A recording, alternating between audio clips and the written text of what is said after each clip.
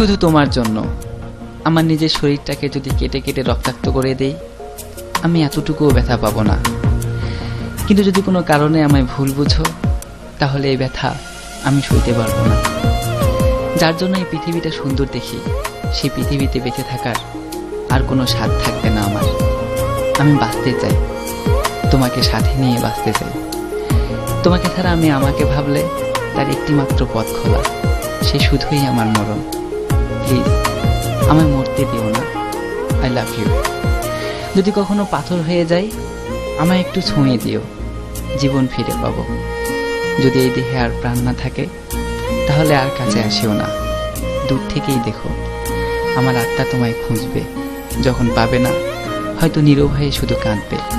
কিন্তু যদি কাছে থাকো, তাহলে পাগলের মতো ছুটোছুটি করবে আমার আত্মা। অনেক মানুষের ভিড়েও তোমার সামনে এসে চিৎকার করে কাঁদবে। আত্মার আত্মচিৎকার কেউ শুনবে না। সমস্ত স্মৃতিগুলো মনে পড়বে।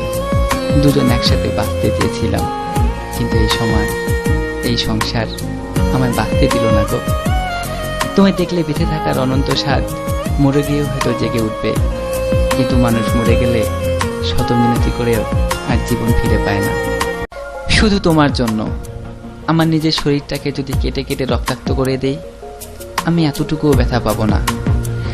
কিন্তু যদি কোনো কারণে আমায় ভুল বুঝো, তাহলে এই ব্যথা আমি সইতে পারবো না।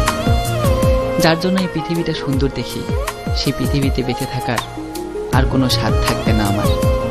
আমি বাঁচতে চাই, তোমাকে সাথে নিয়ে বাঁচতে চাই।